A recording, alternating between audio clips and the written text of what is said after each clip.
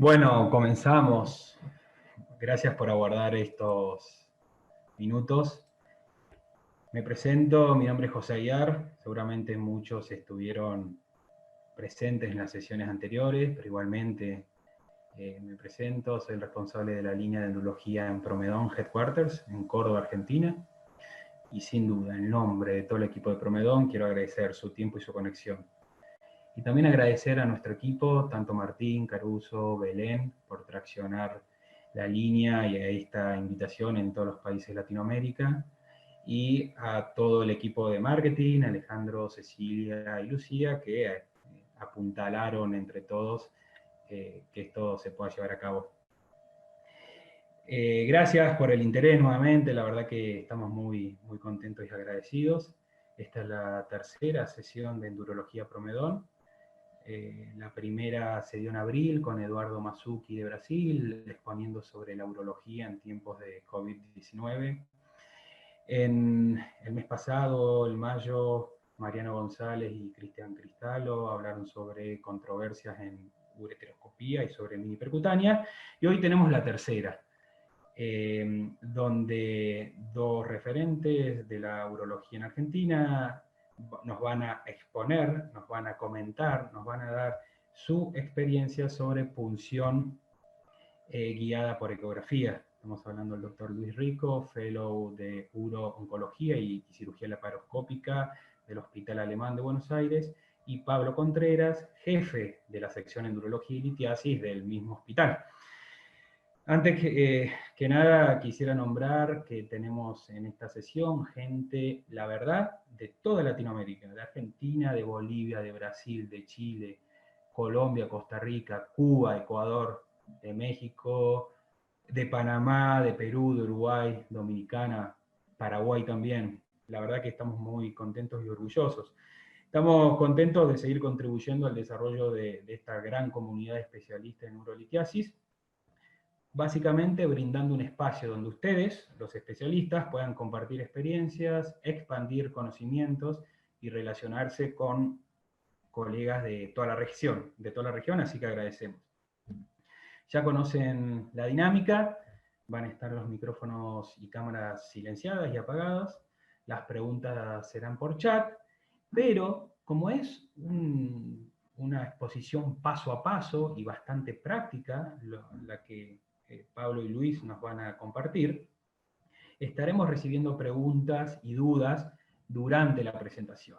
Y en el caso que podemos hacer algunos stops, algunos breaks, cortes, para que yo le pueda trasladar a Pablo y Luis las consultas, dudas y preguntas de todos ustedes. Así que los dejo en manos de los que saben. Pablo, Luis, buenas tardes, buenas noches, según el uso horario del cual hablemos, y la conferencia es toda de ustedes. Buenas noches, muchas gracias José por la amable introducción. Buenas noches a todos los amigos y hermanos de Latinoamérica. Para nosotros realmente es un gusto estar aquí hoy. Queremos agradecerles porque es tarde, porque estamos todos cansados de esta cuarentena y porque la verdad que hay una gran oferta de webinars, así que estamos felices de estar acá y compartir con ustedes nuestra experiencia en punción percutánea guiada por ecografía. Nuestro fellow Luis Rico. Luis, buenas noches. Buenas noches a todos, buenas tardes y buenas noches. Bueno, repetir las palabras que dice Pablo, de agradecimiento, porque nos están acompañando y dirigiendo para que mostremos nuestra experiencia en este tema y mostrarle básicamente qué es lo que hacemos en nuestra práctica habitual. Muchas gracias a Promedon por darnos este espacio. Gracias José, Martín, Belén y Lucas y todo el equipo de marketing. La verdad es que la convocatoria que han tenido es maravillosa. Ya tenemos más de 150 amigos, 160 amigos conectados. Así que bueno, vamos a darle para adelante. Yo voy a compartir mi presentación. Como les contó José, la idea es que podamos conversar. Así que por favor escriban y nosotros interrumpimos todas las veces que sea necesario. Y vamos para atrás y para adelante con los videos, así podemos conversar de esto que la verdad que nos llena de gusto, que es hacer punciones percutáneas. Y hoy vamos a tratar de en estos minutos que tenemos de mostrar el paso a paso de, básicamente, mostrar el paso clave de una cirugía percutánea, que es la colocación de la aguja en el cáliz que nosotros deseamos.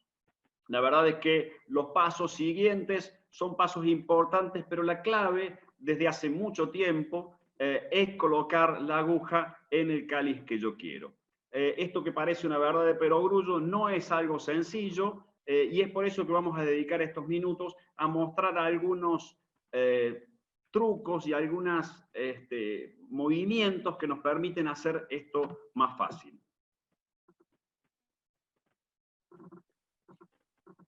Luego Luis les va a comentar un poco sobre algo de dilatación, de cuál es el instrumental que utilizamos, y vamos a conversar un poco de cómo vamos a realizar el drenaje final para hacer un cierre de lo que sería un procedimiento percutáneo.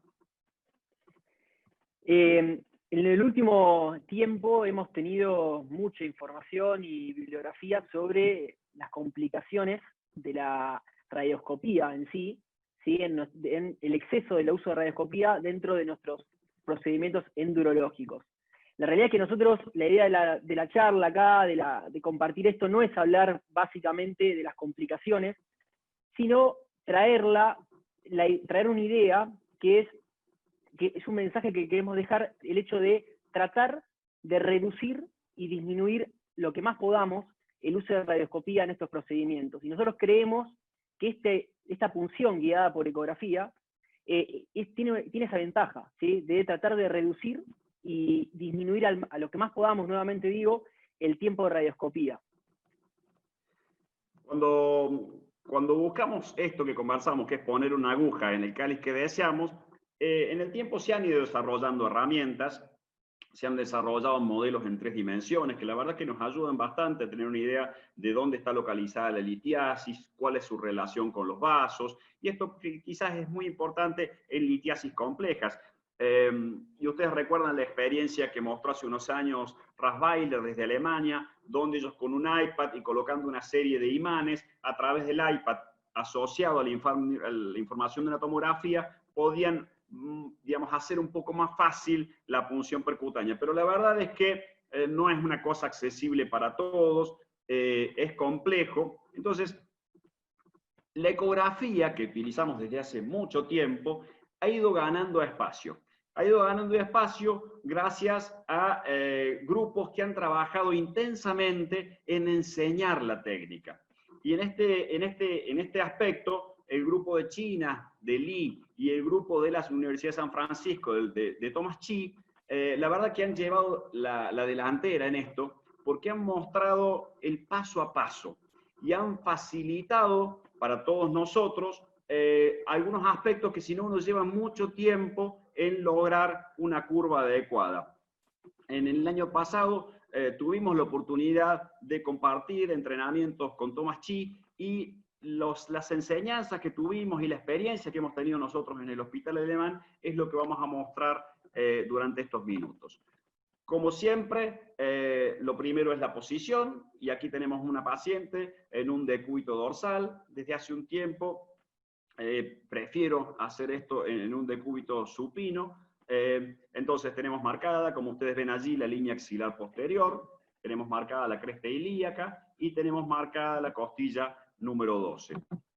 Lo que vamos a hacer ahora es poner algunos pequeños resaltos que nos permitan dejar libre la zona lumbar para poder apoyar el transductor, para poder mover con facilidad la aguja. Y como ustedes ven allí, colocamos un pequeño resalto en la zona glútea, otro resalto a nivel del hombro. Ven que la posición es realmente sencilla y deja bien abierto el ángulo de la zona lumbar.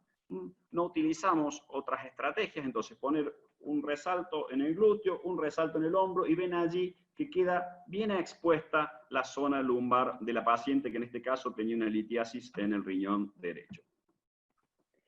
Lo que hacemos nosotros antes de colocar los campos estériles y comenzar con la cirugía es básicamente hacer una ecografía. Utilizamos un transductor convexo, ¿sí? que puede ser de 3 a 5 MHz, nosotros el nuestro es, como ven en la foto, uno de 3.5. Generalmente lo que hacemos es dilatar la vía excretora, eso nos va a ayudar, lógicamente, después vamos a ver un poco el tema de las ventajas de esto, a tener éxito en nuestra punción guiada por ecografía. Y lo que hacemos también es utilizamos una solución estéril, una solución salina, el ayudante continuamente le irrigación al traductor, cosa de no enchastrar, vendría a ser la palabra, en gel, toda la zona operatoria, y de esa manera luego sabemos que la utilización de guías hidrofílicas o el instrumental puede generar algo más engorroso. Generalmente lo que hacemos es comenzar poniendo el transductor en posición longitudinal. ¿Esto por qué lo hacemos? Básicamente porque nos permite ver la anatomía del riñón y nos permite conocer qué es lo que vamos a punzar, básicamente. Como vemos en la foto, lo que intentamos es que el polo superior del riñón quede hacia la izquierda de la pantalla del ecógrafo, que después vamos a ver por qué esto, y el polo inferior hacia la derecha del ecógrafo. Nuevamente, lo que hacemos es ponemos el transductor, y algo fundamental, que nosotros creemos que es una de las principales ventajas de esta técnica, guiada por ecografía, es la posibilidad de ver estructuras vecinas, ya sea del lado derecho, el hígado, del lado izquierdo, el vaso, como vemos acá en las fotos, también las asas intestinales, lógicamente que es algo que todos tememos.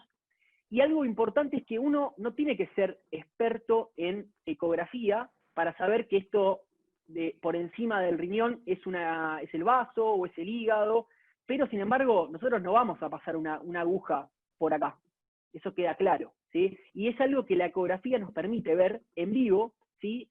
Estamos viendo y no intuimos por dónde va esa aguja. Esto Luis, que vos decís, creo que es un aspecto de los más importantes, ¿no? Uno podrá utilizar más o menos radioscopía, uno utilizará la ecografía en distintas etapas, en la punción, en la dilatación, pero claro, creo que en esta etapa inicial la ayuda es enorme. Es decir, como ustedes ven, el hígado se ve perfectamente, el vaso se ve perfectamente y el intestino se ve perfectamente porque molesta. El intestino tiene gas y la verdad que molesta muchísimo la visión. Entonces, uno no tiene dudas de que donde yo voy a apoyar mi aguja no hay ninguna estructura noble interpuesta. Y como les contaba, Luis, no hace falta ser un experto. El hígado se ve, el vaso se ve, el intestino se ve. Entonces, quizás de inicio, por lo pronto, yo podré hacer mi punción guiada por radioscopía, como la vengo haciendo hasta ahora, pero no está mal dar una pasadita con el ecógrafo. Ver dónde está el intestino, ver dónde está el hígado, ver dónde está el vaso, y uno se va orientando hacia dónde está el cáliz que yo quiero punzar. Entonces, esto es una ventaja esencial de la ecografía. El no dañar, el tener seguridad dónde están tanto el hígado como el vaso como el colon, es una ventaja enorme, porque yo finalmente estoy viendo la piel del paciente, y yo marco la línea, marco la cresta, marco la línea axilar, porque sé que seguramente allí es la zona segura, pero lo intuyo, como les decía Luis. Y acá la cuestión no es intuir, porque la intuición depende mucho de mi entrenamiento. Si yo tengo mucho entrenamiento, tengo mucha intuición. Si yo tengo poco entrenamiento, mi intuición está en formación. Entonces, acá la intuición no hace falta. Acá yo veo, apoyo el transductor y veo. Y como les contaba, no hace falta ser un ecografista avesado. Está el hígado, bueno, por ahí no pongas la aguja porque lo vas a pinchar. O está el vaso, o está el colon. Bien. Y algo que decía Pablo recién, es verdad, a veces uno dice, bueno, son complicaciones que no son tan frecuentes, la lesión de colon, la lesión de vaso, bueno, pero existen y pasan. Fíjense este tuit de Sajid hace la semana pasada, donde él tuitea esto y pone de que hay una nefrostomía transesplénica, y bueno, y se armó todo un debate. La idea nuestra no es ahora hablar del manejo de esto, pero sin embargo mostrarle que esto existe y pasa, ¿sí? Y es algo que la ecografía, como decía Pablo recién, nos da esa clara ventaja. Y un poco lo que le decía a Pablo recién también, el tema de las mayores series son de Thomas Chi y del Dr. Li en China, y la realidad es que viendo esto, y viendo los resultados, ellos no reportan ningún caso de lesión de órgano adyacente, o de todo lo que veníamos hablando. Entonces, la realidad es que vemos acá una clara ventaja de la punción guiada por ecografía. Entonces, una vez que hicimos la ecografía, vimos dónde está, es decir, conocemos la anatomía renal, como le había contado antes, siempre empezamos en un plano longitudinal. Generalmente empezamos a rotar hacia 30 y 45 grados el transductor para que tengamos una visión más clara. Generalmente ahí perdemos la sombra acústica de las costillas y, como vemos en la foto, van a quedar solamente la sombra acústica de la una o más litiasis que queramos tratar. Y algo importante, que es lo que dije antes, es el tema del cáliz objetivo. Si nosotros vamos a localizar el cáliz que queremos punzar. Y la recomendación es que si queremos hacer una punción por arriba de nuestro transductor, ¿sí? Por arriba del transductor, esté hacia la izquierda de la pantalla, y si es hacia el cáliz inferior, sea a la derecha de la pantalla. Esto es porque la piel, es decir, la distancia piel objetivo es menor y tiene cierto beneficio. Vamos a repasar ahora un poquito las cosas estas que nos mostró Luis. Entonces, tenemos la paciente que hemos marcado. Como ustedes ven, hemos marcado la línea axilar posterior, hemos marcado la cresta ilíaca y hemos marcado la costilla 12. Esta es el área segura que todos conocemos. Entonces, vamos a llevar a la práctica estos que nos contó Luis. Apoyamos el transductor y ahí el transductor está apoyado de manera transversa.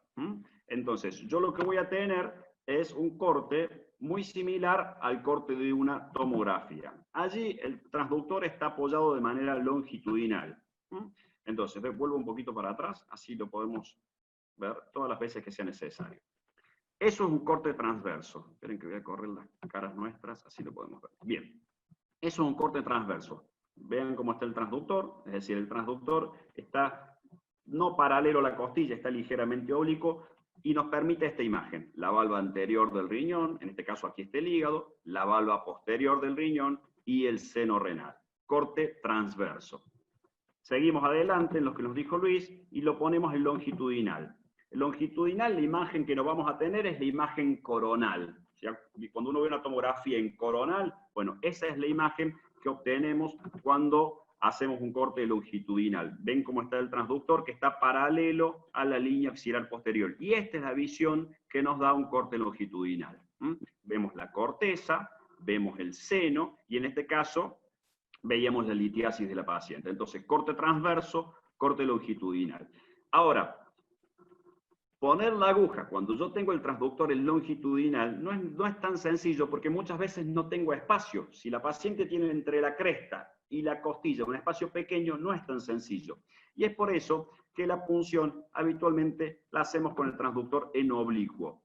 En oblicuo, el transductor es similar al transverso, es un intermedio entre el transverso y el longitudinal. Es decir, ven allí, el transductor está en oblicuo. Y la imagen que tenemos en oblicuo es esta. Es una imagen similar a la del longitudinal, pero un poco más alargada. En esta imagen es como vamos a realizar la punción.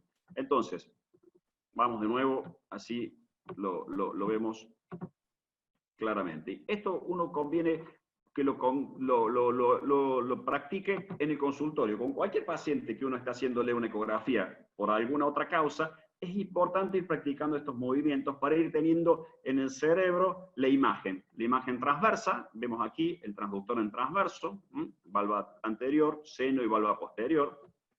La imagen longitudinal. La imagen longitudinal. Esperen que se me fue, aquí está. Entonces, transverso, vean allí, longitudinal y oblicuo. Transverso, que es esta imagen, longitudinal y oblicuo. Ven que ya veo algo de la valva posterior, es decir, es un intermedio entre el transverso y el longitudinal, y el oblicuo es paralelo a la costilla. Es fácil. ¿Cómo pongo el transductor y el oblicuo? Lo pongo paralelo a la costilla, no sobre la costilla, porque como les mostró Luis, realmente la costilla da mucha sombra. Entonces, yo lo pongo paralelo a la costilla y de esa manera tengo ese riñón alargado que me va a facilitar la punción. Algo importante que decías, Pablo, recién es eso de tomarnos el tiempo y practicar en el consultorio, bueno, lógicamente, ser pacientes y empezar a familiarizarnos con esto, ¿sí? Con los diferentes cortes, para no llegar en el momento y que nos cueste más la punción. ¿Bien? Una cosa, Luis, perdón que te interrumpa, Luis. Esto No, que vos decís es esencial. Ya vamos a mostrar que tenemos algunos modelos para entrenarnos, pero la realidad es que finalmente uno se entrena con modelos, pero llega al quirófano. Entonces, explicarle a todo el equipo que vamos a empezar con algo que no estamos tan habituados, que tengan paciencia la circulante, que tenga paciencia la instrumentadora, que tenga paciencia el anestesiólogo. Nadie nació sabiendo. El anestesiólogo no empezó a intubar el primer día que empezó a intubar fácilmente. Entonces, que todo el mundo tenga paciencia, que va a ser mejor para todos porque vamos a utilizar menos rayos, y que utilicemos menos rayos es bueno para todos, para el paciente, para el médico y para todo el equipo de quirófano. Entonces, esto es esencial. Señores, mira, vamos a empezar a hacer algo que la verdad que es nuevo, pero es beneficioso. Así que por favor tengan paciencia hasta que nosotros logremos hacer la punción. Perdón, Luis. No, por favor, perfecto. Entonces, una vez que ya hicimos la ecografía, localizamos el target, es decir, dónde vamos a querer poner nuestra aguja, el cáliz, la litiasis, bueno, lo que vamos a hacer es pasar a la punción, que es una de la etapa más desafiante en esto.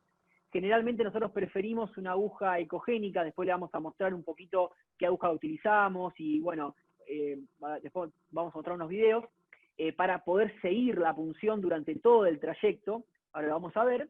Y en este momento vamos a tener dos grandes técnicas. Tenemos la técnica de punción longitudinal, que es un poco lo que le decía Pablo recién, colocar el transductor en oblicuo, ¿sí? Y punzar 1 centímetro por atrás o por adelante del transductor, dependiendo dónde vamos a querer hacer nuestra punción. Esta tiene una ventaja, esta técnica longitudinal, que es que nosotros podemos seguir la aguja en todo, es decir, en todo el trayecto, ¿bien? Hasta obviamente el cáliz donde queremos punzar, ¿bien? La otra técnica es la técnica transversal. La técnica transversal, si querés, Pablo, poner la otra diapositiva. La técnica transversal básicamente va por al lado del PRUG, por al lado del transductor, ¿sí? Como ven ahí en la imagen. Y esta técnica requiere un poco más de entrenamiento, más destreza, y tal vez se recomienda cuando ya estamos más avesados en esta técnica quirúrgica, porque básicamente vamos a ver la aguja pasar solamente en un plano, en un corte transversal simple. Entonces, la realidad es que hay menos chance de éxito cuando empezamos con esta técnica con la técnica transversal que con la longitudinal. Para que entendamos qué es lo que es transverso y qué es longitudinal. Uno debe imaginar al transductor como una linterna. A ver, yo lo voy a mostrar permiso, apago un poquito la luz. Miren, imaginen que el transductor es esto, ¿de acuerdo? Entonces, si yo punzo el longitudinal, como le mostró Luis, vean, esta es mi aguja, yo voy a ver todo el recorrido. ¿Ven? Yo voy a ver todo el recorrido. Imaginemos el eco de luz, el eco como la luz. Ahora, si yo punzo en transverso, es muy fácil que me pierda. ¿Ven que la punta de la aguja ya no la veo? Entonces, es muy importante que inicialmente, hasta que uno esté entrenado, la punción la haga en longitudinal. ¿Por qué? Porque veo todo el recorrido de la aguja. Entonces, ver todo el recorrido de la aguja hace más sencillo. Cuando yo punzo en transverso, tengo que estar muy entrenado porque si no, probablemente la aguja se me vaya de mi zona de ecografía. Seguimos adelante, entonces. Luis, ¿querés contarnos los movimientos? Sí, acá esta parte la verdad que es una de las más desafiantes. ¿Por qué? Porque muchos cuando empezamos con esto nos pasa de que nos perdemos. Es decir, ponemos el transductor, localizamos el lugar donde queremos punzar, ponemos la aguja y no la vemos, ¿sí? Y empezamos a mover las manos, tratando de encontrarnos o encontrar la aguja para seguir la punción. Bueno, acá la realidad es que es fundamental que una vez que localicemos el cáliz donde queremos punzar, esa mano que tiene el PRUG, que tiene el transductor, quede fija, quede totalmente fija, y que los movimientos, como vemos en la foto de la derecha, no sean hacia los costados.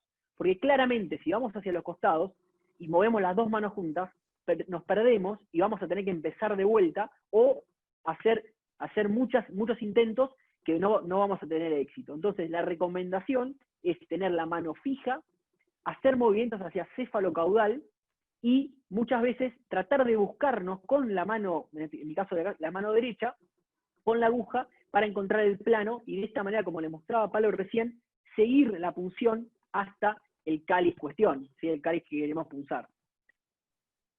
Recién Luis le mostraba en prono una paciente, esta señora también está en prono. Esta es una punción de un riñón izquierdo. Tenemos marcado entonces la costilla, la cresta, la línea axilar. Y estos son los movimientos vasculares que le decía Luis. ¿Ve? Basculando el transductor para lograr la mejor visión posible. Teniendo el target, que es esta zona, la que yo quiero punzar, e ir viendo lentamente cómo avanza mi aguja. Esto que se hace tan fácil de decir, no es sencillo.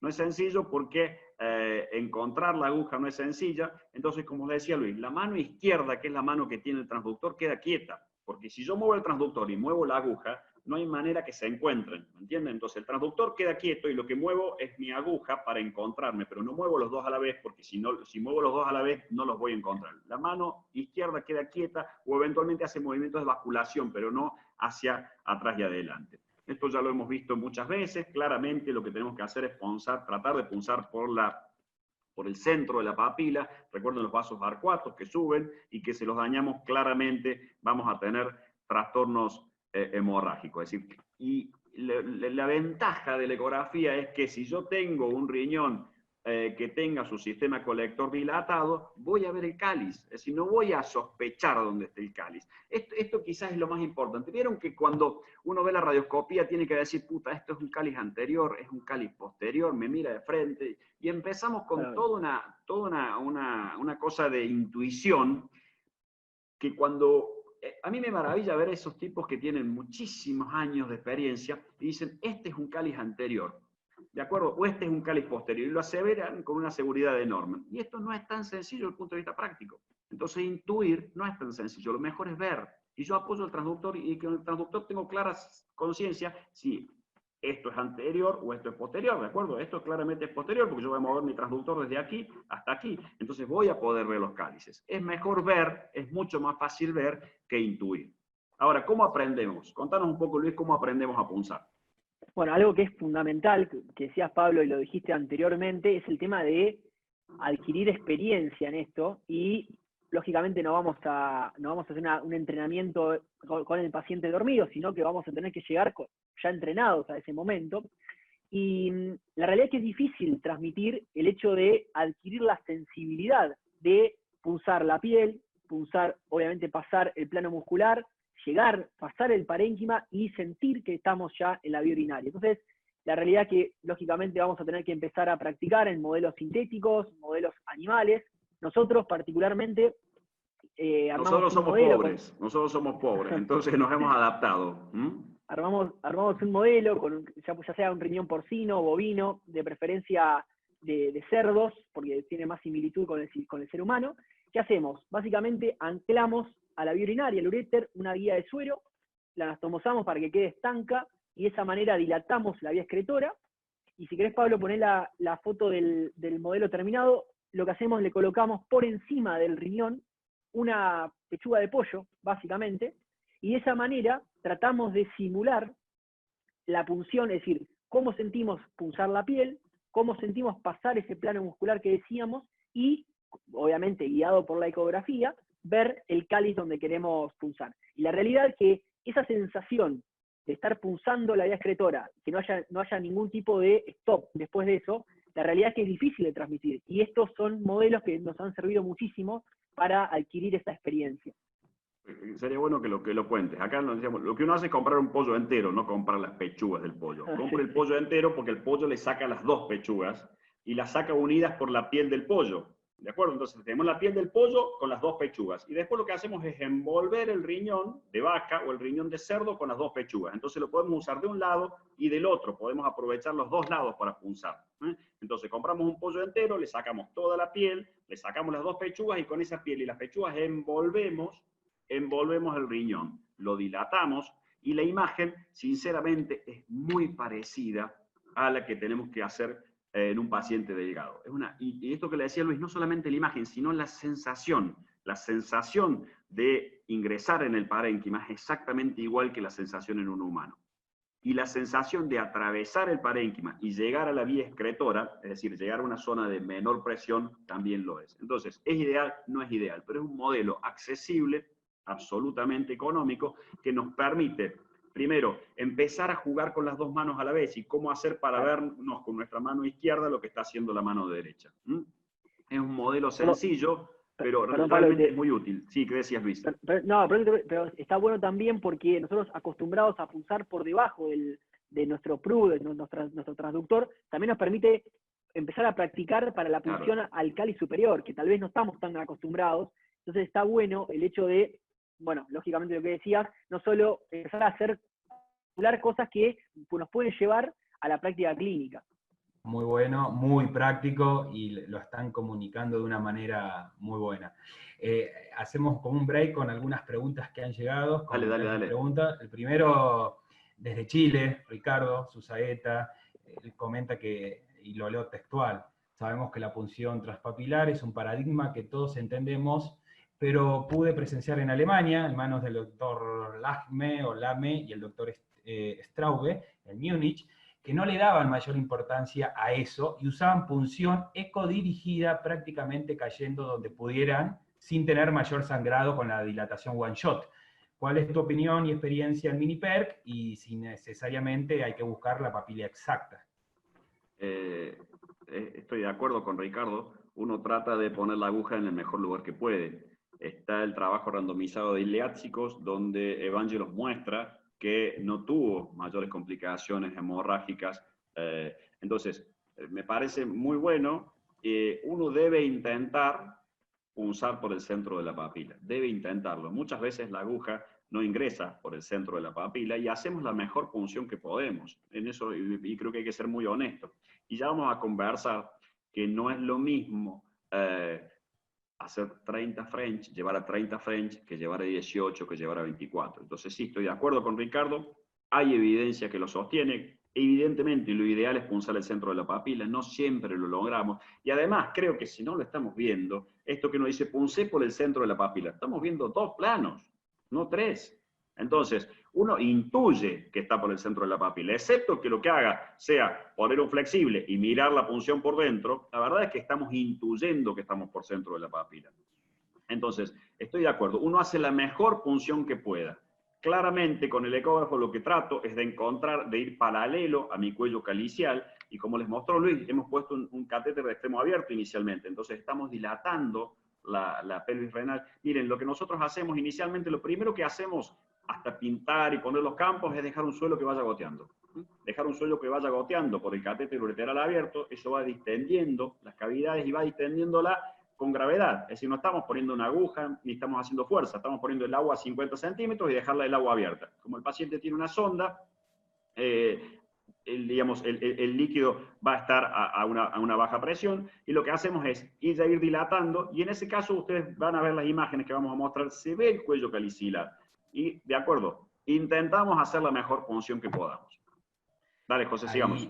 Ahí hacemos un ping-pong, hay 4 o 5 preguntas. Matías Westerdap pregunta, nosotros usamos guías ecográficas para guiar la aguja de manera más segura. ¿Lo han intentado, sí o no? Luis, no tenemos guías ecográficas, utilizamos habitualmente... Dale, Luis. Sí, bueno, que hay muchísimas publicaciones de las ventajas de la guía ecográfica, que tal vez ayudan muchísimo al éxito de tu punción, y tal vez éxito en la primera punción incluso, pero nosotros la realidad es que no la utilizamos, hacemos básicamente lo que mostramos recién, el hecho de hacer una incisión por arriba o por abajo de nuestro traductor a 1 centímetro y siguiéndola por la guía, por lo que es el plano oblicuo, básicamente. José, las guías metálicas, por ejemplo, las guías que vienen con los doble J se ven mucho mejor, pero son guías horribles. Entonces, la verdad que no las utilizamos guías hidrofílicas. Yo sé que hay mucha gente que las guías hidrofílicas no les gustan, pero bueno, nuestra idea es contar lo que hacemos, no ser políticamente correctos. Entonces, usamos guías hidrofílicas porque nos resultan mucho más cómodas para enrollarlas dentro de la pelvis o para jugar y meternos dentro del ureter. Ok, Rodrigo Orozco pregunta, ¿la punción la realizan en prono o supino, o si es similar para ambas posiciones?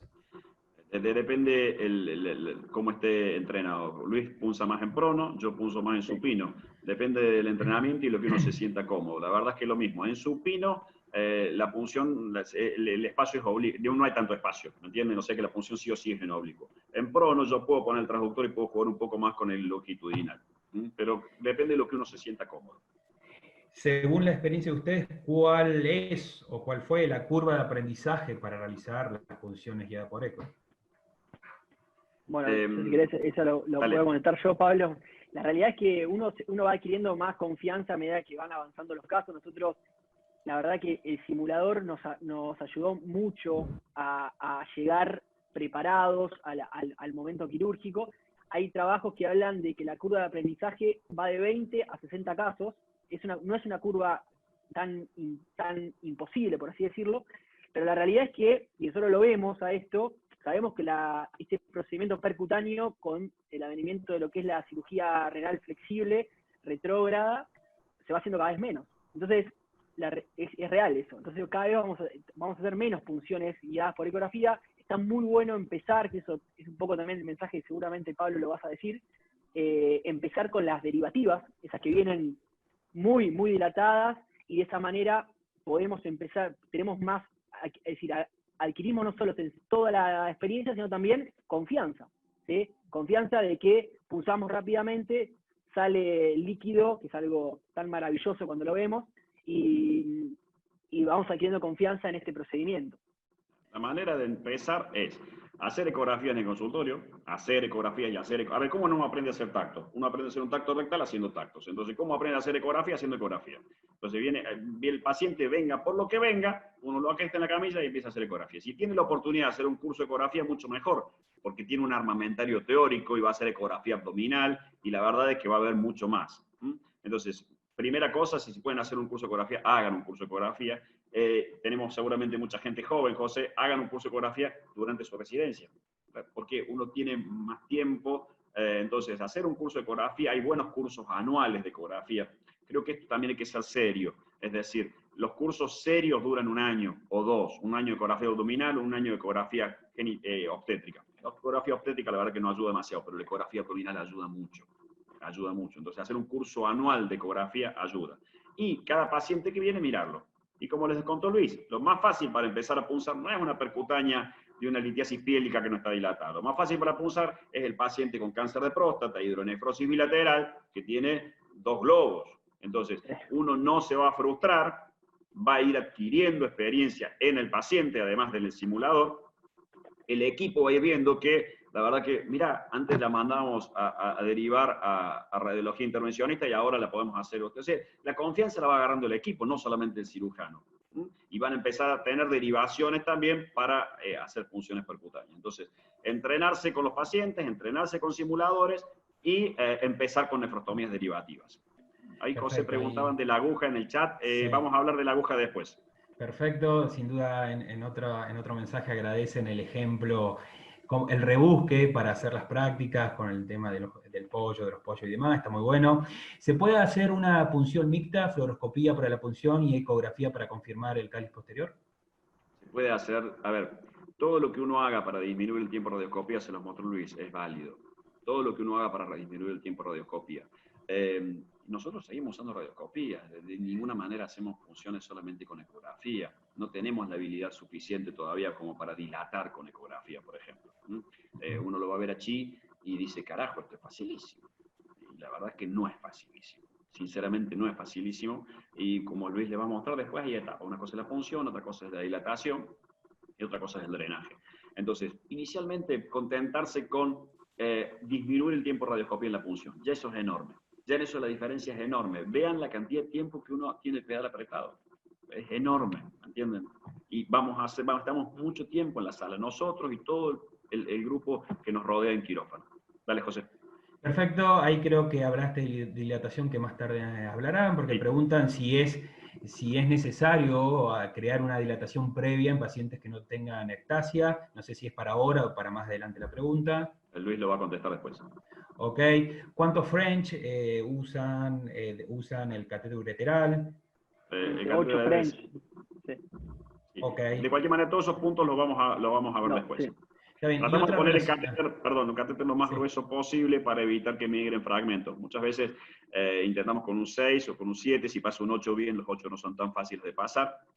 pero habitualmente lo usual es que utilicemos safe French, excepto que tengamos ya paciente que haya tenido, por ejemplo, un doble J previo, donde sí ahí ponemos un 8 directamente. Ok, la última de este break, así continúan con la presentación. Pregunta Cristian Morales, ¿cuántas simulaciones hicieron antes de empezar a operar? Y si fueron supervisados en la simulación. Bien, no, voy a hacer, ¿cómo se dice? Bueno, voy a hacer wild honesty. Voy a hacer, no hemos hecho, nosotros nuestro comienzo fue al revés. Nosotros empezamos punzando pacientes, digamos, haciendo punciones derivativas con ecografía. Ese fue nuestro camino.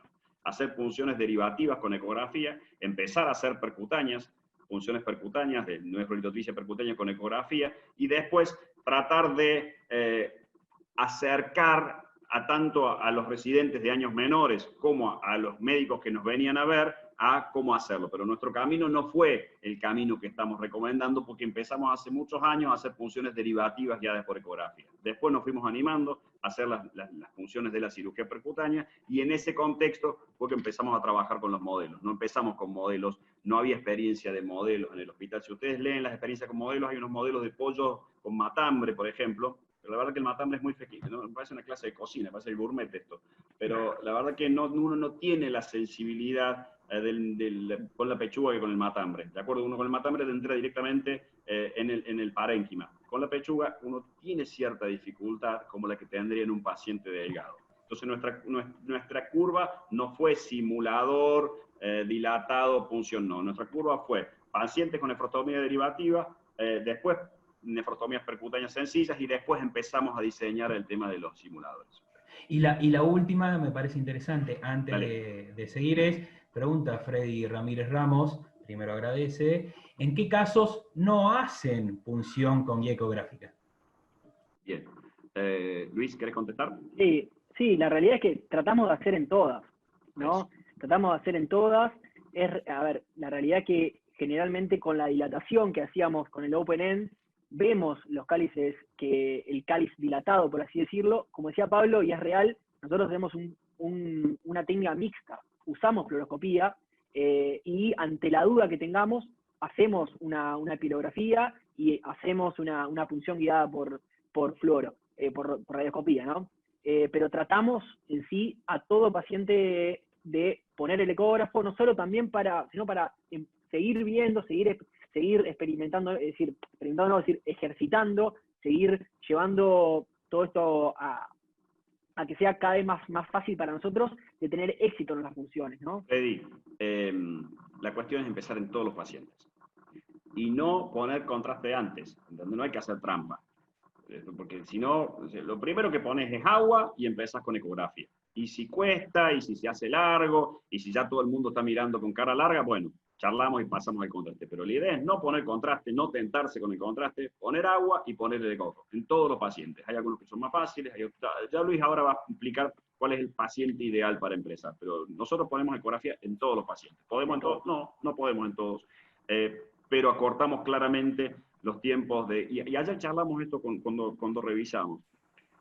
No tenemos perforaciones colónicas hace mucho tiempo. No hemos tenido nunca ni hígado ni vaso todavía. Colon claramente hemos tenido, pero hace muchos años que no tenemos perforaciones colónicas. Y yo creo que tiene que ver con que al menos uno sabe dónde está cada cosa. No es que intuye dónde está cada cosa. Sabe dónde está cada cosa porque lo está viendo. Seguimos, José, y después seguimos con las preguntas, ¿te parece? Perfecto, excelente, adelante. Bueno, muchas gracias por las preguntas, la verdad que ayudan mucho, porque son preguntas que tienen que ver con lo cotidiano. Recién preguntaban con qué pacientes empezar. Freddy decía, bueno, ¿a qué paciente no le hacemos ecografía? Luis, contanos un poco. Bueno, la realidad es que, como decía Pablo, nosotros hacemos a todo paciente y ponemos el ecógrafo, pero la realidad que la recomendación es empezar con estos pacientes, lógicamente un paciente sano, que no sea obeso, ¿sí? Porque obviamente el éxito de la punción va a ser mucho menor, y como vemos en la imagen, las nefrostomías derivativas, ¿sí? Esos pacientes oncológicos, donde vemos estos riñones, ¿sí? Donde la punción nuestra va a ser mucho más fácil que en un paciente que no tenga la vía colectora dilatada, ¿no?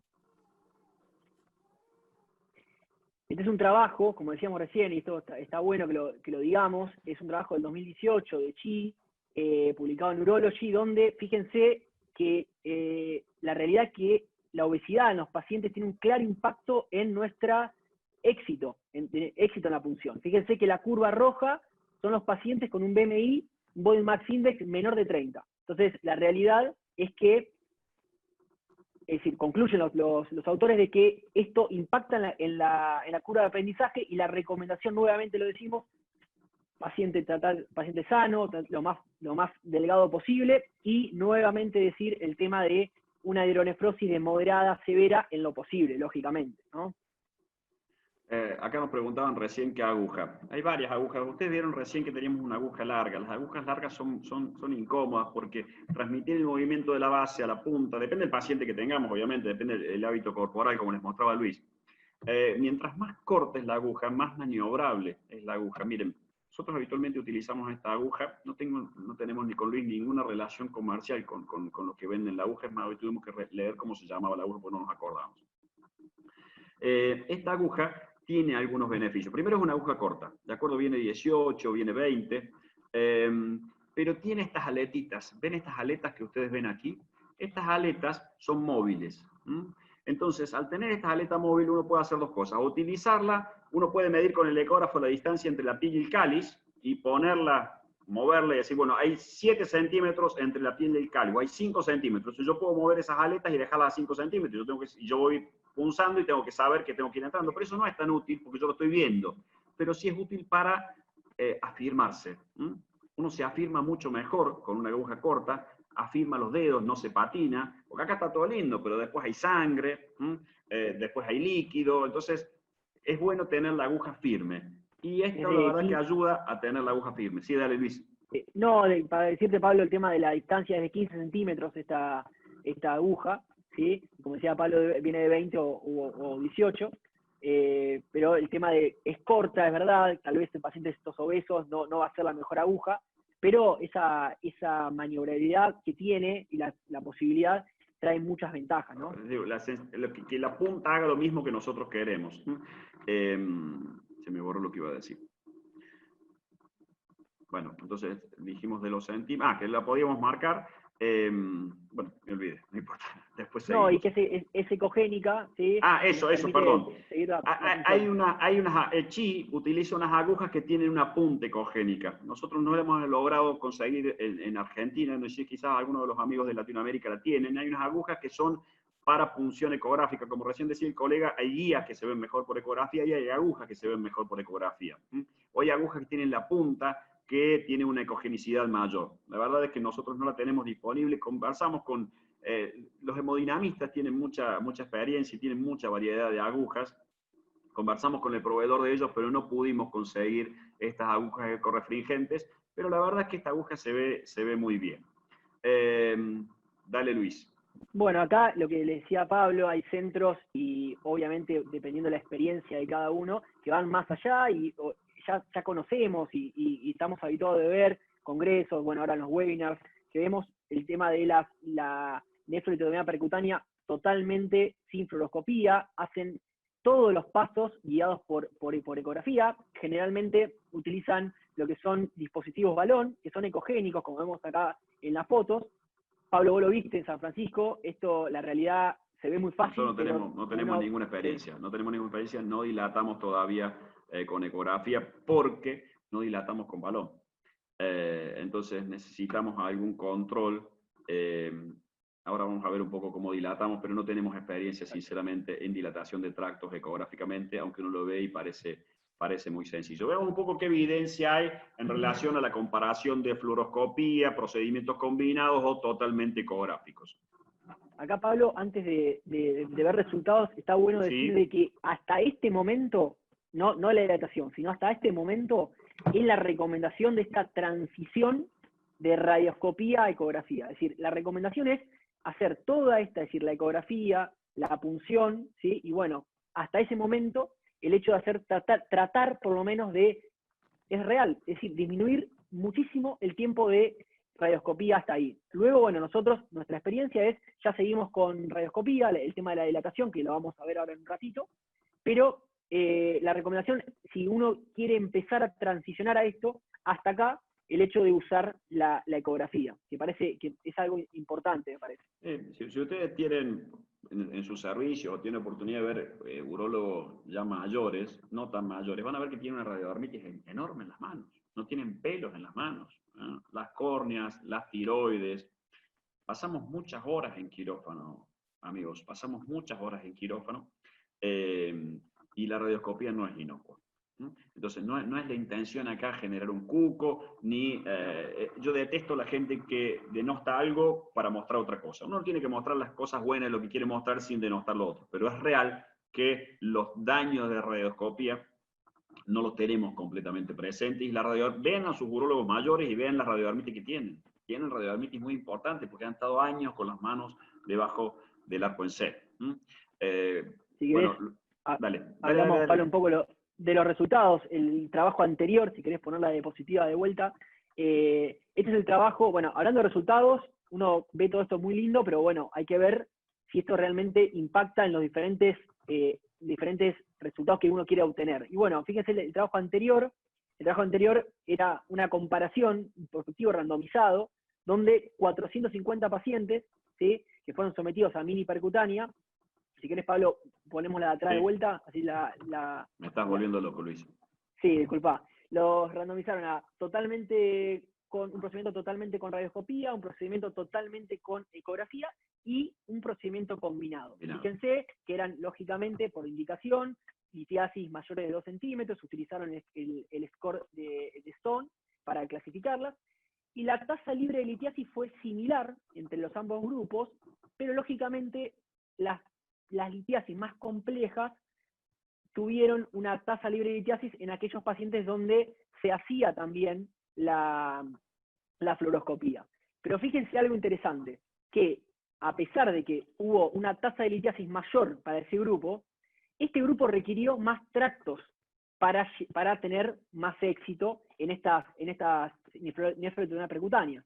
Y esto es real, porque nosotros lo vemos, que el hecho de ver dónde estamos poniendo la aguja puede ser de que el éxito de esa punción sea mayor que cuando usamos únicamente radioscopía, ¿no?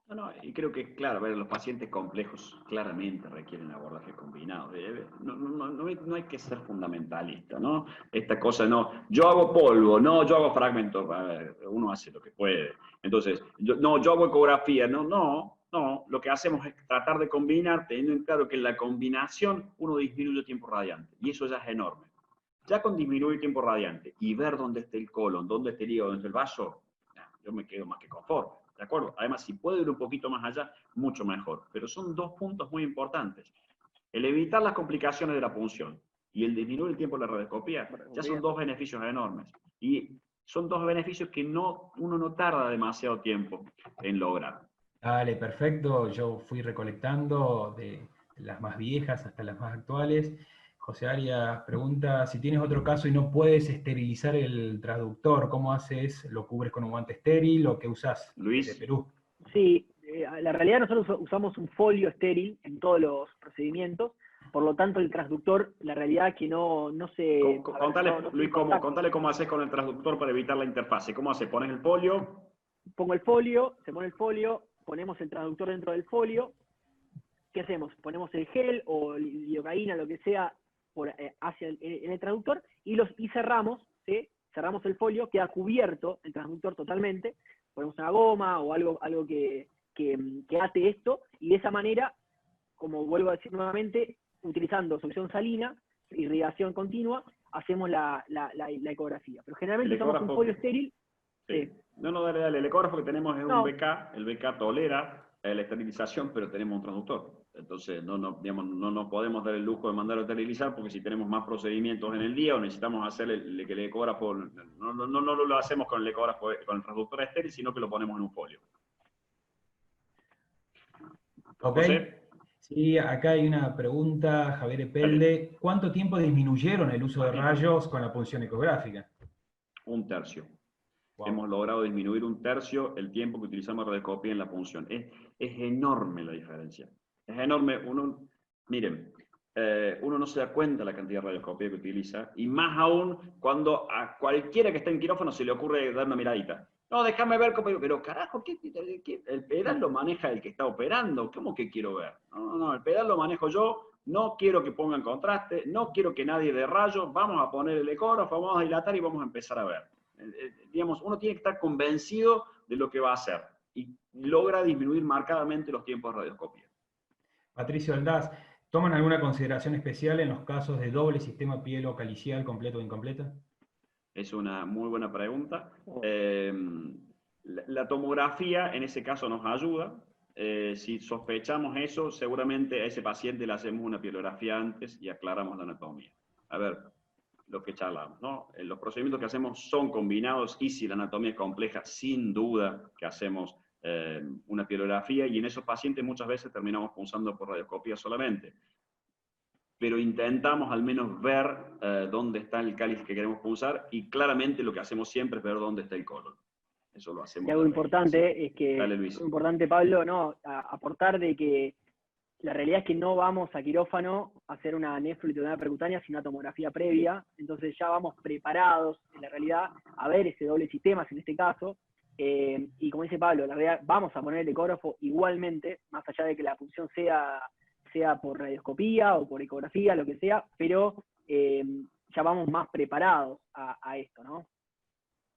Ok, Reinaldo Gómez pregunta, ¿cómo evitan la sobredistensión que puede aumentar el riesgo de sepsis? Es la gran pregunta que nos hacemos todos. La verdad que no tenemos medición de presión. Lo que uno busca es que el ayudante esté entrenado. El otro día en nuestro Ateneo, Said bin Henry mostró una serie de videos donde esta mañana hicimos con Luis una ureteroscopia, donde con muy poquita presión, porque queríamos hacer una pielografía, cuando apretamos el pedal fue un espanto la cantidad de contraste que teníamos afuera, y lo miré a Luis como diciendo, carajo. Y me dice, te juro, dice que no, y es verdad. Luis, contá la verdad, dice que no Sí, apretaste, ¿no? No, fue despacito. Fue despacito. No tenemos manera de medirlo, excepto hacerlo con digamos, tanto el ayudante como el cirujano que estén entrenados y generar la menor presión posible que nos permita ver. Es decir, que uno no se cuelgue de la jeringa ni del agua porque seguramente vamos a generar daño, pero no medimos presión, no tenemos manera de medirla, más que viendo y teniendo conciencia de que el que está teniendo la jeringa en la mano sabe lo que está haciendo. Abel Roja, perdón, dale, Luis, dale. Vas a decir que apretaste despacito esta mañana, ¿no? Voy a decir que fue muy despacito, nada, y ese momento, saber cuándo parar, ¿sí? Es algo importante, bien, dejar un drenaje y volver. Eso no es muy importante, y es algo que es un mensaje que siempre, bueno, lo escuchamos varias veces, pero uno por ir más allá puede traer mucho más problemas, ¿no? José. Perfecto. Abel Rojas pregunta si recomiendan hacer de rutina una urotac contrastada para tener mejor idea de la vía excretora, refiriéndose a la nefrolitotomía. Los amigos de Bolivia y Abel. No, habitualmente no usamos siempre imágenes contrastadas, sí utilizamos imágenes contrastadas en casos que son complejos. Cuando la anatomía, tenemos alguna duda de la anatomía, sí pedimos una tomografía con contraste, no la pedimos habitualmente con contraste las tomografías. Manuel Jiménez, desde Perú, luego de la punción, ¿suelen dejar sonda Foley como nefrostomía y en cuánto tiempo la retiran en el caso que lo hagan? Ahora vamos a eso. Ok. Un ratito más y vamos a hablar de dilatación, de cuál es el instrumental que utilizamos y de drenaje. Se vienen algunas preguntas ping-pong muy interesantes. Dale. Para los coraliformes completos, ¿usan ultrasonido? Luis. Sí, utilizamos ultrasonido en todos. Lógicamente se va a hacer un paciente complejo, por lo tanto, la realidad es que, nuevamente para repetir, el abordaje combinado va a ser nuestro abordaje. Tal vez usemos más tiempo de radioscopía en ese paciente. Y bueno, ahora vamos a hablar un poco de tractos y un poco de qué utilizamos básicamente, pero siempre ponemos el ecógrafo en todos los pacientes. E intentamos, las primeras funciones las intentamos con ecografía. Jaime Ledesma, ¿cuál es la forma correcta de agarrar la aguja de punción? Ahí ves esta aguja que les mostramos antes, una aguja larga. Esta señora es una señora que estuvo irradiada por un cáncer ginecológico hace casi 40 años. Es una paciente que tuvo cobaltoterapia, imagínense los años que tiene. Y esta señora tenía una perinefritis enorme, enorme. Tuvimos que hacer una nefrostomía derivativa porque tuvo una cistitis, una retracción, una cistitis actínica, y tuvo una retracción terrible de la vejiga que la llevó a obstruir los uréteres.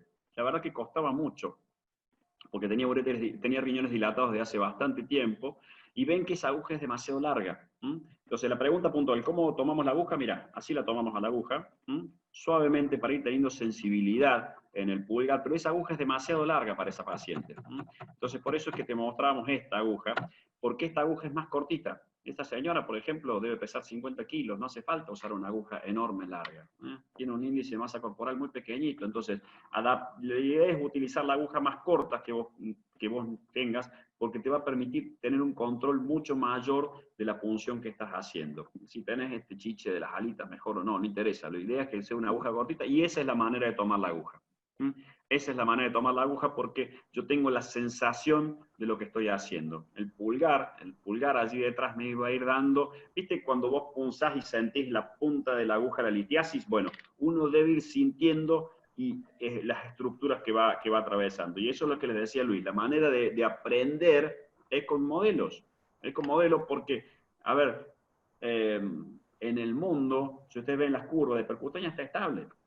O sea, la ureteroscopía flexible aumenta, la litotricia extracorpórea baja, después podemos discutir por qué pasan esas cosas, pero las nefrolitotricias percutáneas están estables. ¿Por qué están estables? Básicamente porque no todo el mundo se anima, porque es una técnica difícil de aprender, pero porque es difícil de enseñar, o era difícil de enseñar, porque había mucha cosa de intuición. Mira, a nosotros todos hemos aprendido en el hospital alemán con el doctor Scherzer, y Daniel tiene una habilidad manual enorme, pero tiene en su cerebro una tercera dimensión que cuesta mucho tiempo incorporarla.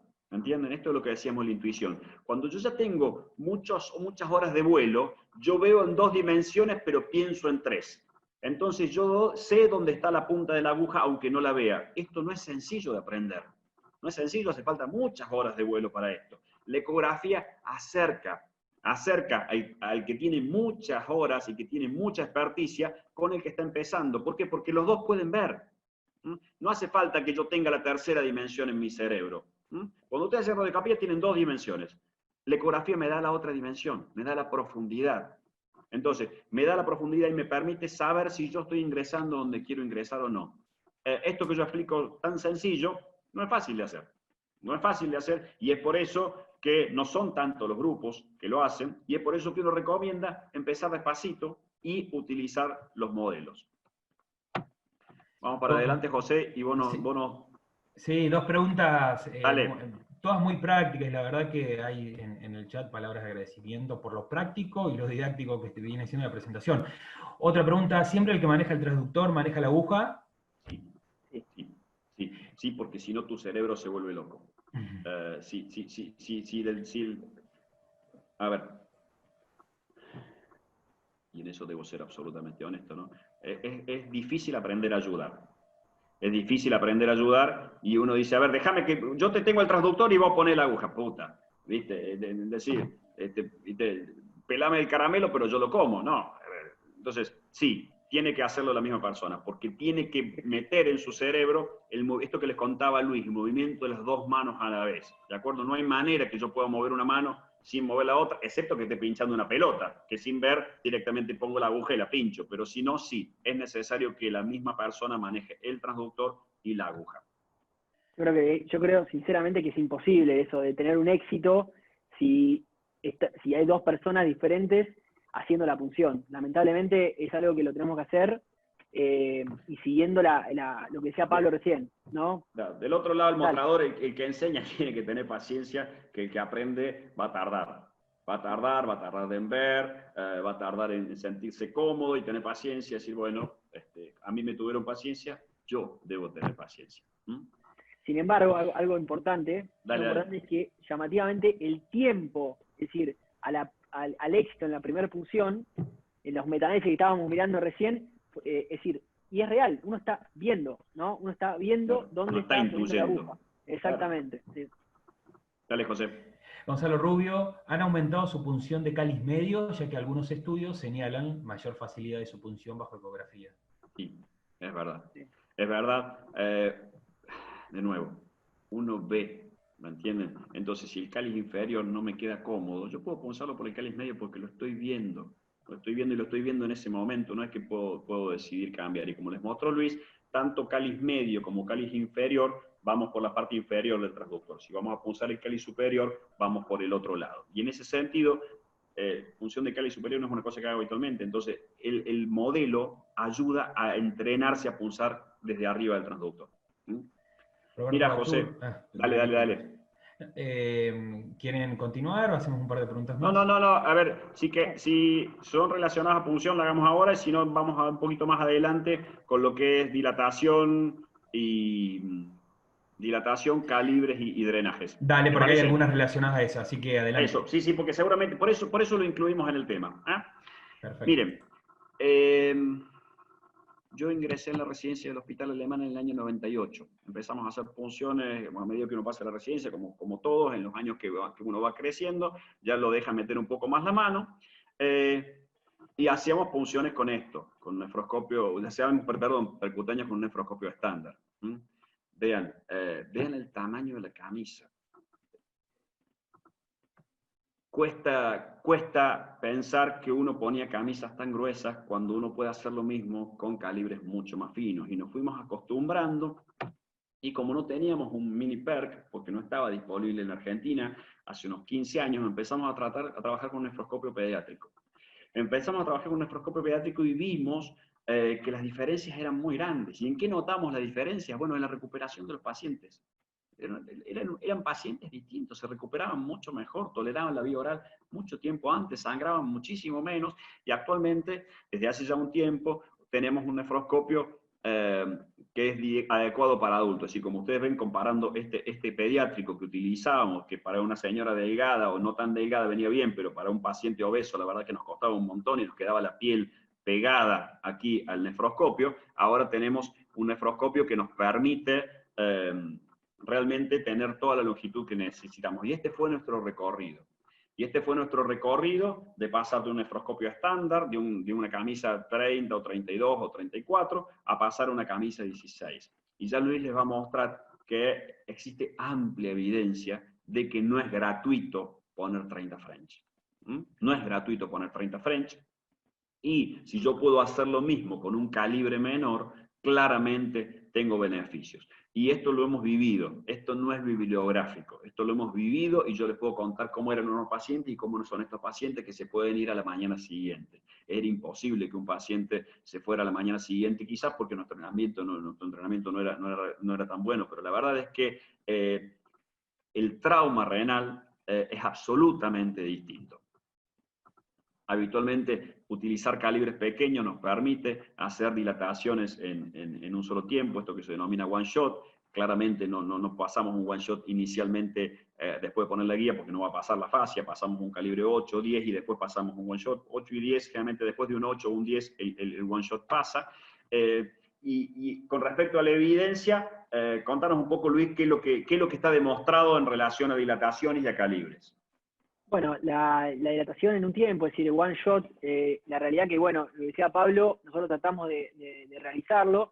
Sabemos, lógicamente, este es un metaanálisis, revisión sistemática china, que lo compara con la dilatación serial, ¿no? Con la dilatación que, ya sea con los amplas o lo que sea, que el one shot, la dilatación de tipo one shot, lógicamente va a disminuir el tiempo al acceso, porque obviamente lo hacemos en un solo disparo, entre comillas. También el tiempo de fluoroscopía, pero también se demostró de que hubo un descenso, ¿sí?, en lo que es las complicaciones posoperatorias, más que nada en cuanto a sangrado, ¿sí?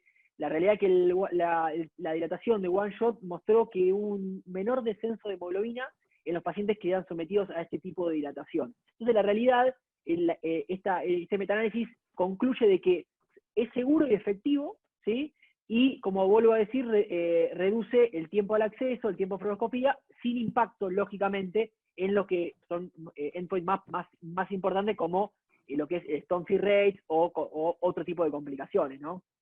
Absolutamente. Yo creo que, a ver, nuestra intención de hoy es conversar un poco y compartir con ustedes cuáles son nuestras ideas, lo cual no quiere decir que sea la verdad, pero es lo que hacemos y honestamente mostramos lo que hacemos. No es lo mismo utilizar 30 French que utilizar 16 French. No es lo mismo, no es lo mismo en absoluto, y menos aún cuando yo pienso en tratar de dejar al paciente sin un tubo. El daño renal que yo genero con uno y con otro es absolutamente distinto y está claramente demostrado que el tamaño de la camisa tiene un impacto significativo en el sangrado.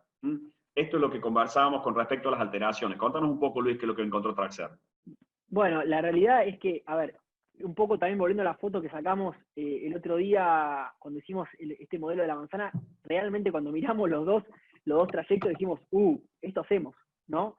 Fíjense, la de arriba con 30 French y la otra con el mini perk que usamos nosotros habitualmente.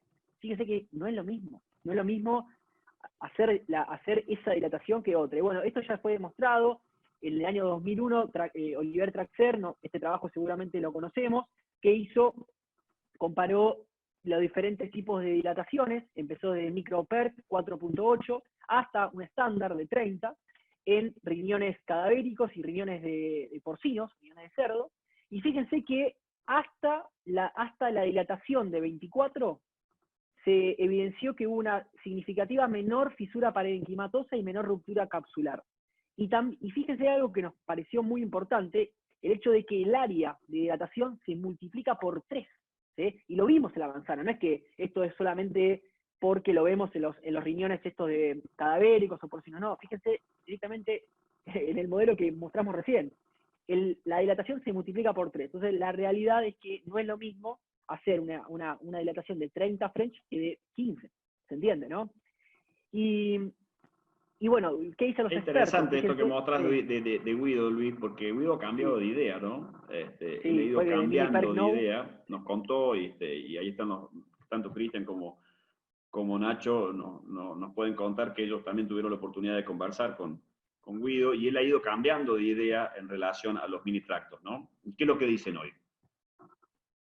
Y básicamente lo que ahí resaltamos, ¿no? Que son, con el advenimiento de nueva tecnología de láser, llevando a una cirugía mínimamente invasiva, la realidad es que este tipo de abordajes tienen una tasa de resultados similares a la estándar PCNL y, lógicamente, con menores complicaciones. Un poco lo que le mostraba el póster Pablo del CROES, ¿no? Fíjense que el sangrado de un abordaje, es decir, una dilatación de 30 French, no va a ser el mismo que una micro PERC o mini PERC en este caso que hacemos nosotros, ¿no?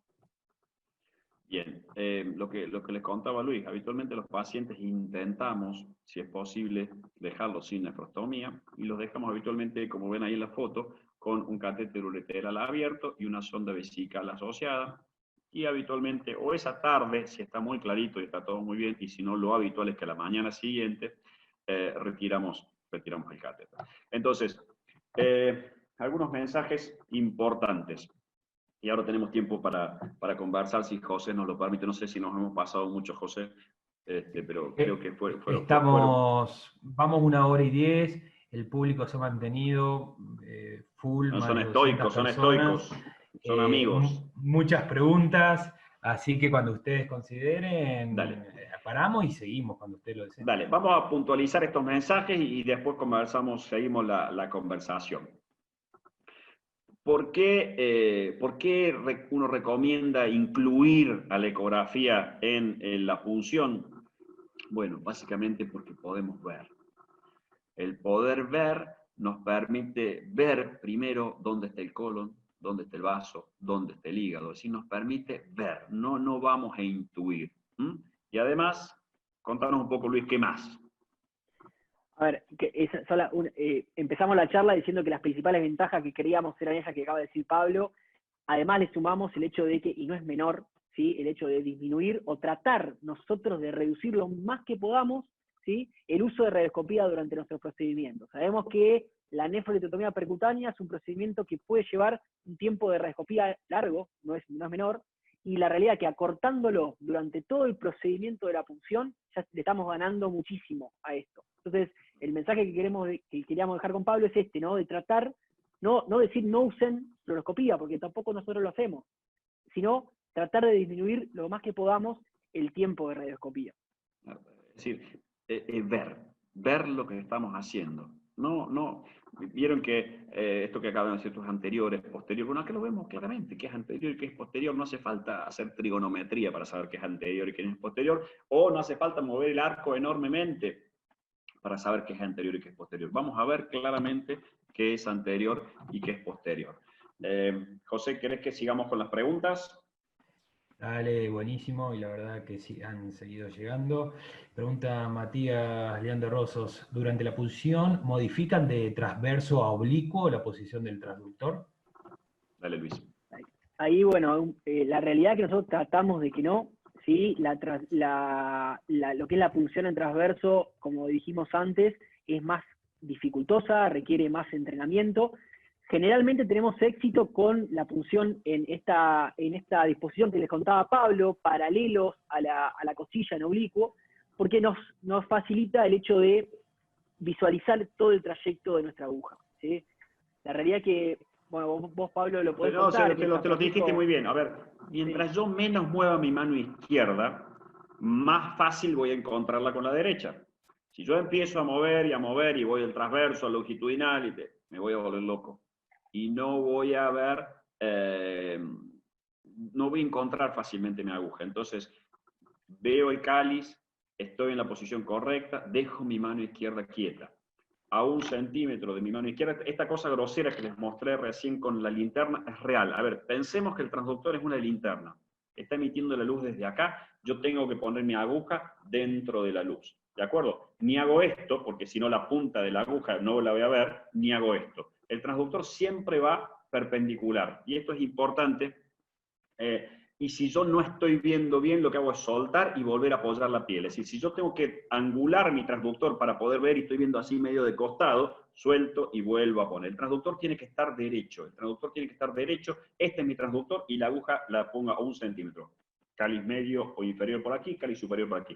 Pero este es mi transductor y esta es mi aguja. ¿Por qué? Porque de esta manera, imagínense que esto es un haz de luz. Imaginen un haz de luz, yo voy viendo lentamente todo el recorrido. Y estos movimientos que hicimos de punción así, para ir viendo la punta de la aguja, nos van a ir permitiendo. Pero imaginen las ondas ecográficas como luz. Entonces, claramente, hacer la punción de esta manera me va a permitir ir viendo todo el trayecto. Si yo estoy haciendo esto y empiezo a hacer esto, se complica. La mano izquierda tiene que tratar de quedar quieta. Perfecto, Roberto Bachur pregunta, ¿hacen cirugías con más de un tracto percutáneo? En caso de ser afirmativo, ¿la segunda punción la realizan bajo guía ecográfica? Está buena la pregunta. Mira, Roberto, estos colariformes enormes que uno ve habitualmente no son de nuestra práctica habitual. Muchas veces el tipo de litiasis que uno tiene depende del grupo de pacientes que ve. Nuestros pacientes en general tienen un buen acceso a la salud. Nosotros habitualmente no vemos colariformes completos. No es lo común que tengamos colariformes completos ni estas enormes litiasis bilaterales. Pero sí, si hace falta un nuevo tracto, ya seguramente es más fácil hacerlo por radioscopía, porque ya el sistema se ha vaciado, ¿no? Javier Epelde, perdón. Perdón, no, y también que como utilizamos también radioscopía, también utilizamos otros tractos, ¿sí? Si hay que aumentar la dilatación de los tractos, lo hacemos, no es que solamente hacemos mini percutánea para estos casos, ¿no? Perfecto. Javier Epelde pregunta, ¿cuesta mucho la punción ecográfica en aquellos riñones hipermóviles? ¿Se sale de foco? Es buena la pregunta. Es más fácil punzar con la ecografía en prono, porque el riñón está más fijo y uno tiene un área mucho mayor, es verdad, pero las ventajas del supino exceden eso que vos decís. Sí, lo que hacemos habitualmente, y está muy buena la pregunta, es, siempre que uno tiene que hacer maniobras delicadas, le pide apnea al anestesiólogo. Entonces, cuando yo tengo que hacer una ureteroscopia flexible y tengo que poner una guía dentro de un divertículo, si el divertículo se está moviendo, es imposible. Entonces, para punzar, sí le pedimos apnea al anestesiólogo. Decir, mira, danos apnea, por favor, porque este es el momento más importante del procedimiento. La punción es el momento. Entonces, apnea, silencio, no música, no chiste, no joda, no, silencio. Déjenme, voy a punzar. Entonces, en apnea, tratar de punzar. Si el riñón está hipermóvil, porque estoy haciendo un supino o porque es un paciente extremadamente delgado, seguramente va a ser un poco más dificultoso porque cuando yo muevo la aguja, el riñón tiende a moverse también. No hay mucha ventaja para eso. Yo puedo poner una mano eventualmente tratando de fijarlo, pero la verdad es que no hay mucho truco para eso. Punzar en prono en ese sentido es un poco más sencillo. Jair Muñoz pregunta si, iniciando la curva, ¿es necesario hacer abordaje combinado junto con fluoroscopía? Luis. La realidad es que sí. La realidad es que sí, un poco la recomendación que, bueno, que nos hicieron a nosotros y nosotros también incluimos en esto, es el hecho de empezar a hacer el paso 1, que ese paso que hablamos de hacer la ecografía, tratar de hacer la punción guiada por eco, y lógicamente ya ese paso 1, que lo podríamos fijar ahí, ya luego continuar con radioscopía. Nosotros lo hacemos eso, lo recomendamos. El abordaje combinado es algo que es en la práctica nuestra habitual y, a ver, lógicamente iremos por más y en algún momento haremos la dilatación guiada por ecografía, pero hacemos eso, hacemos el abordaje combinado. Ok, Juan Pablo Castillo agradece, me suma el agradecimiento. Eduardo Landerer, ¿cuánto es su tasa de sepsis, considerando que tractos más pequeños determinan mayor presión intrarrenal? Dale, Luis. No, muy buena la pregunta, muchas gracias. La realidad es que la tasa de sepsis postoperatoria en nuestros casos es baja, generalmente. Tratamos, como decía Pablo, son pacientes que tienen el catéter ureteral colocado, una sonda, tratando de que la presión sea lo menos posible. Ahora también hacemos casi todos los procedimientos en supino. Tenemos también esa ley de la gravedad que lleva a que la presión también puede llegar a ser menor, y la tasa en sí no es una tasa elevada, no tenemos pacientes que se reinternan luego de estos tipos de procedimientos, y no hemos tenido diferencias en la realidad. No sé, Pablo, si quieres aportar algo a eso. Sí, a ver, las complicaciones sépticas ocurren, pero ocurren más, yo creo que más por una cuestión de presión. Acá la presión es muy baja en realidad porque nosotros tenemos una diferencia, digamos, la camisa es 12, el nefroscopio es 12, la camisa es 16, tenemos 4 frames. Yo creo que tiene que ver un poco con la biología, es decir, hay pacientes que hacen sepsis y tienen que ver con un biofilm que se forma alrededor de la litiasis.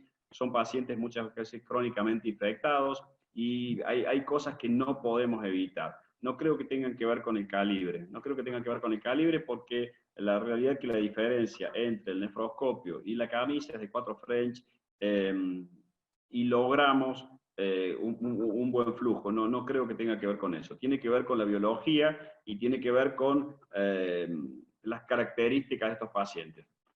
La semana pasada estuvimos con una paciente que había hecho 2 sepsis en otro centro, en una ureteroscopía y una percutánea que le habían hecho. Cuando nosotros tomamos todas las precauciones, hicimos cultivo, logramos esterilizarla, la llevamos con cultivo negativo a quirófano e igualmente tuvimos una sepsis. O sea, si uno trabaja con litiasis, ya sea por vía retrógrada o por vía anterógrada, complicaciones infecciosas va a tener. Lo que podemos hacer es tratar de minimizar esos riesgos, pero son inherentes a los pacientes que estamos tratando. Manuel Jiménez, en promedio, ¿cuánto es el tiempo de fluoroscopía durante la dilatación y en el total de la cirugía? Nosotros hemos tratado de llevarlo a 1/3, como les contaba, desde que utilizamos ecografía, y no sé exactamente los números, Luis, pero deben rondar los 6-7 minutos, no lo sé exactamente. Sí, tal vez menos, tal vez menos. Tal vez menos. El otro día justo estábamos pensando en esto, quisimos ver el número, al final no terminamos haciendo la percutánea, terminamos haciendo un RIRS, pero bueno, yo creo que es menor, así será 4 o 5 minutos aproximadamente. Me suena un poquito más. La verdad que no lo tenemos medido exactamente, pero sí hemos medido la disminución y ha sido 1/3 en la punción, ¿no? Hugo López de Colombia agradece. ¿Alguna experiencia, indicación de nefrolitotomía ambulatoria? No tenemos ninguna experiencia. Es muy buena la experiencia que tiene Villordo en Corrientes, Nosotros no tenemos experiencia en nefrolitoticias percutáneas ambulatorias. Sí hay pacientes que han andado maravillosamente bien, que uno les ha sacado el ureteral común en el día, pero siempre lo hemos dejado hasta el otro día. No tenemos experiencia en cirugía ambulatoria. Es bueno que si quieren leer el artículo de Nicolás, está publicado en la revista Argentina de Urología, y la verdad que los números que tienen son muy interesantes. Cristian Morales, de Chile, ¿cuál sería la estrategia recomendada para iniciar la punción bajo ecografía en un centro sin simulación? A ver, Chuncho, un riñón de vaca y un pollo, creo que todos conseguimos. Y si no tenemos manera de tener simuladores, como conversamos, empezar con las nefrostomías derivativas. Las nefrostomías derivativas son los pacientes ideales porque tienen habitualmente riñones bien dilatados y no nos vamos a sentir frustrados. Es importante que con cualquier primera aproximación a una nueva técnica no nos cueste tanto y uno se sienta conforme con lo que está haciendo. Entonces, iniciar con pacientes con nefrostomías derivativas me parece prudente. Creo que iniciar nefrolitoticias percutáneas sin haber tenido experiencia en el simulado y en derivativas es difícil y es probablemente uno se frustre, porque esta tontera de encontrar con la mano izquierda lo que yo estoy haciendo con la derecha lleva tiempo.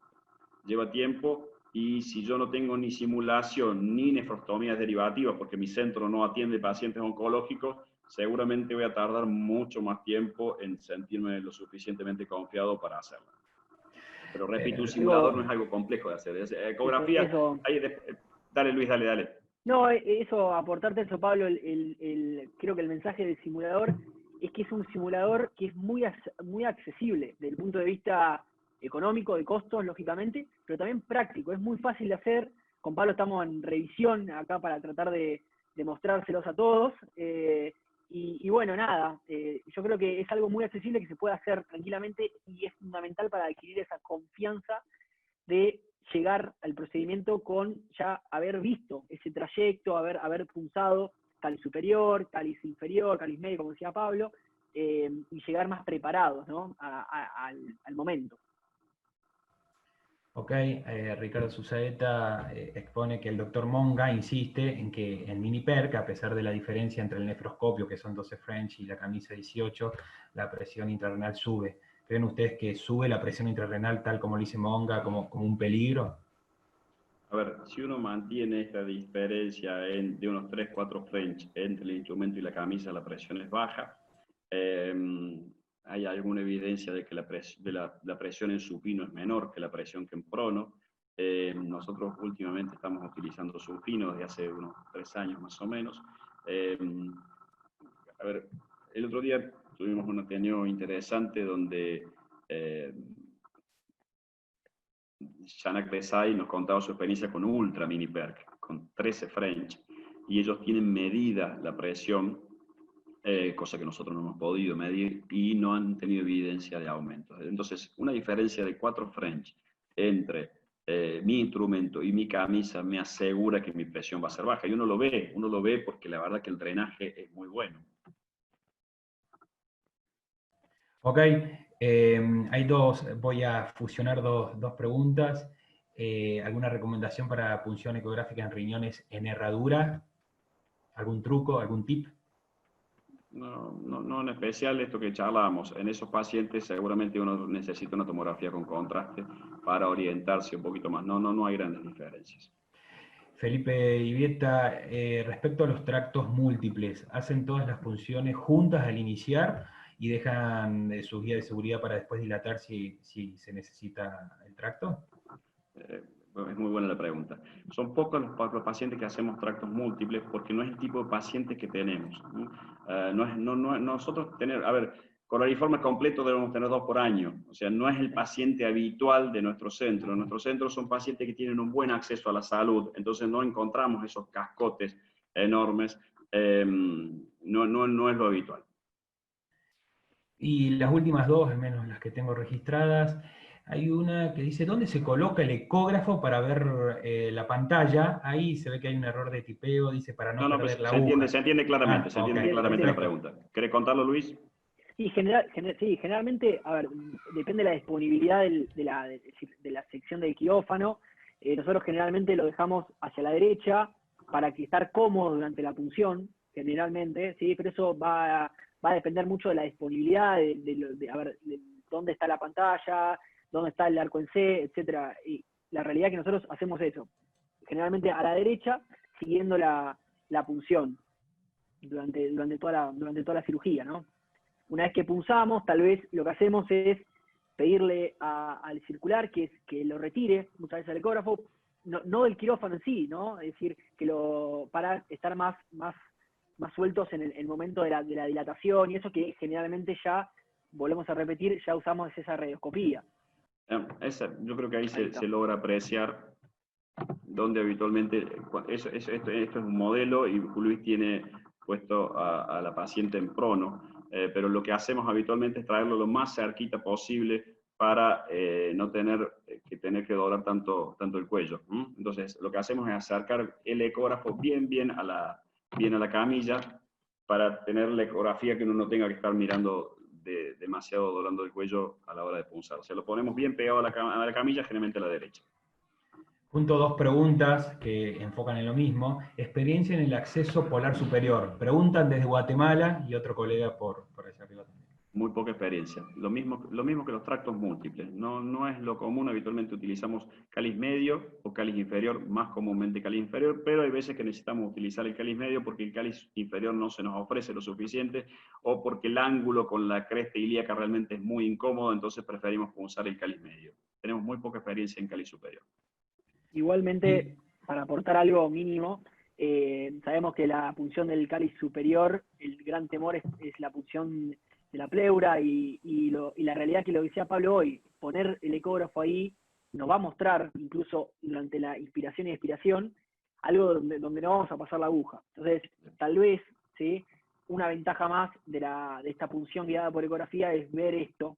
Nuevamente lo digo. No es un cáliz que utilicemos punzar habitualmente, con lo cual no tenemos experiencia en punción de cáliz superior. Pero generalmente no.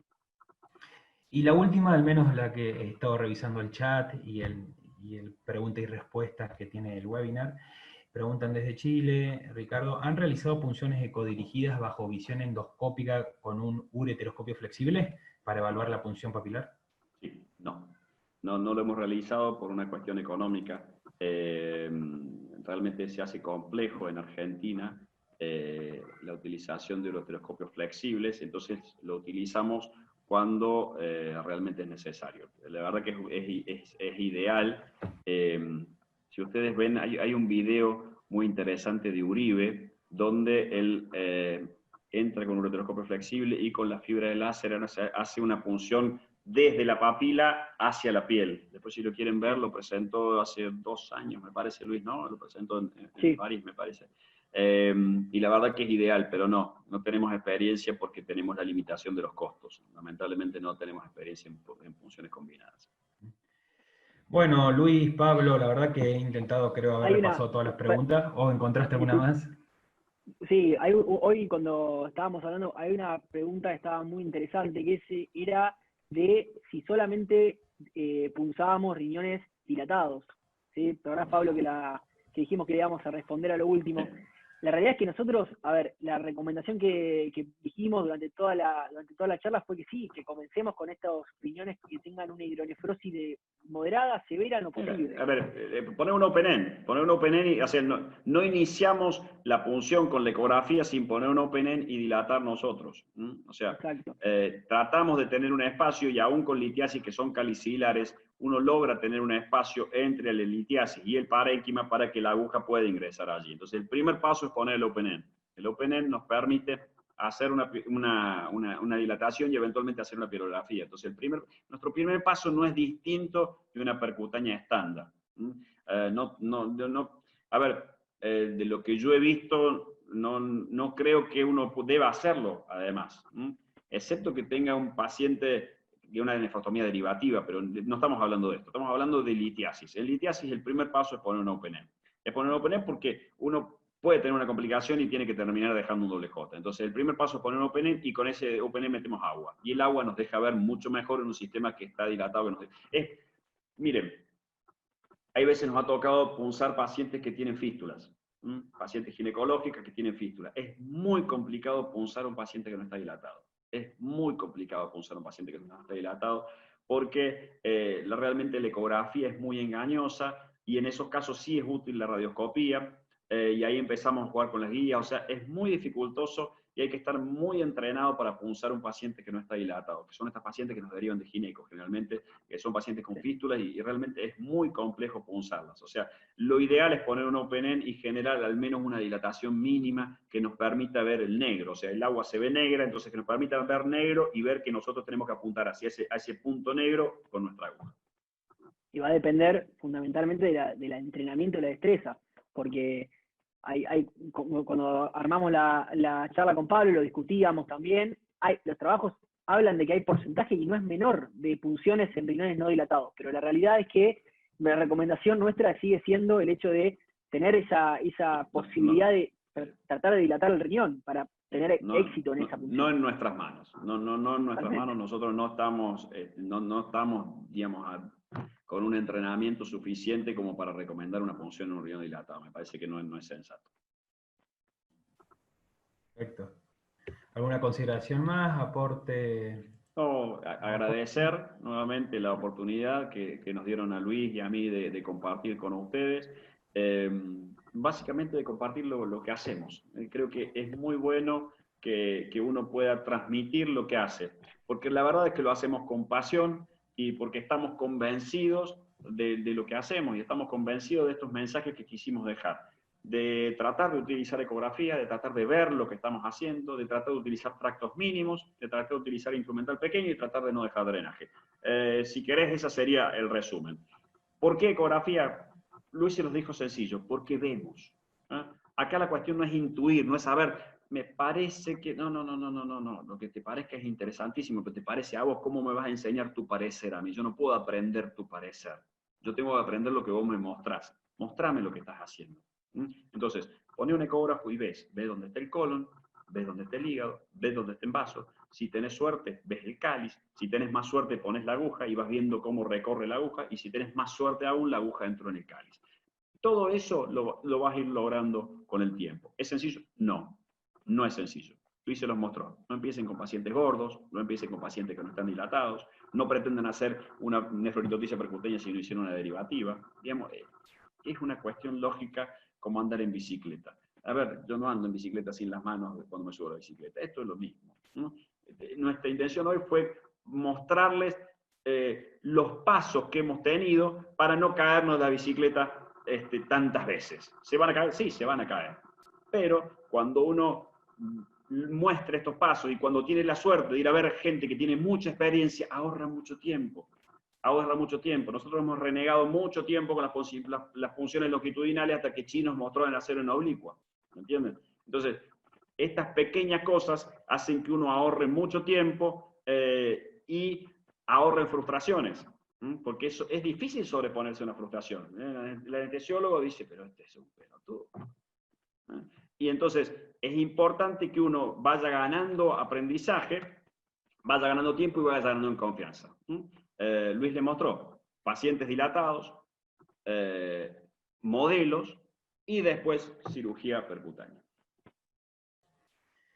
Luis, Pablo, la verdad que mantener una audiencia como la que tuvimos hoy durante 1 hora y media conectados era un gran desafío y lo han logrado a la perfección. Y ustedes seguramente han podido durante la presentación chusmear, revisar el chat y muchas palabras y mensajes de agradecimiento, sobre todo por lo práctico, sobre todo por lo didáctico de la presentación, y como ustedes bien dijeron al principio y lo están reforzando ahora y quedó plasmado durante la presentación, porque comentaron lo que hacen. Y eso es un poco lo enriquecedor de esta ponencia que estuvieron hoy.